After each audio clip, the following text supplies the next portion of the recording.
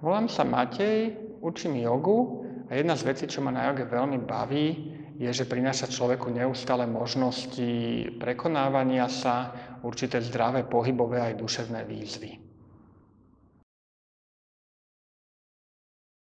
Pozývam vás na pokročilý kurz, ktorý je určený pre ľudí, ktorí sa už joge trošku venujú a takisto aj dosiahli určitú pohyblivosť. A na tomto kurze sa budeme venovať základným, ale aj pokročilým jogovým cvikom. Budeme na nich systematicky pracovať tak, aby ste sa ich naučili vykonávať zdravo, esteticky a aby ste vďaka tomu rozširovali vaše pohybové aj duševné možnosti. Pokročilé asany, ako som spomínal, prinášajú pohybové aj duševné výzvy a kladú určitý nárok na človeka, aby sa prekonal a aby rozvinul nejaké schopnosti, ktoré mu doteraz neboli vlastné. Toto má veľmi dôležitý prínos jednak zdravotne, pretože keď sa to robí rozumne a s odborným vedením a s citom, tak človek vlastne zlepšuje svoju pohyblivosť a tým pádom predchádza rôznym zraneniam. Jednoducho je to veľmi účinná starostlivosť o svoj pohybový aparát.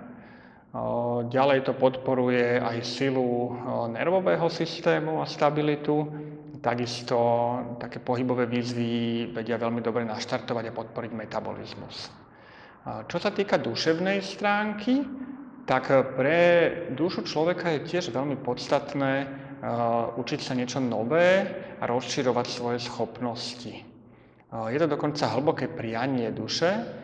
Heinz Grill popisuje to tak, že duša má hlbokú túžbu po rozpínaní a po prekonávaní sa.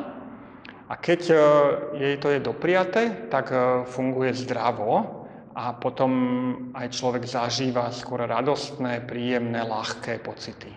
Keď dlhodobo sa človek nič nové neučí a neprekonáva sa alebo nerozvíja, tak je jeho duša skôr akoby viacej pripútaná k telu a k minulosti a k podvedomiu, čo prináša skôr stiesňujúce, tmavšie pocity alebo naladenie.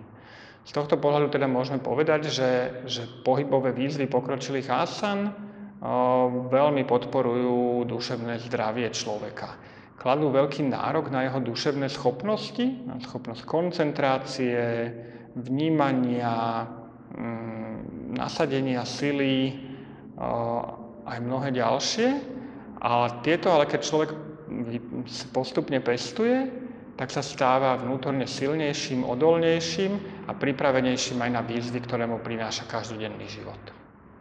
Ešte by som na záver pridal, že okrem všetkých priaznivých vplyvov pokročilých asan je tu ešte jeden veľmi prozaický dôvod, a to je ten, že pokročilé asany sú veľmi pekné. Tento kurz bude prebiehať v priestoroch Valdorskej domškoly na Kukučinovej ulici 26. Je to Bratislava Nové Mesto.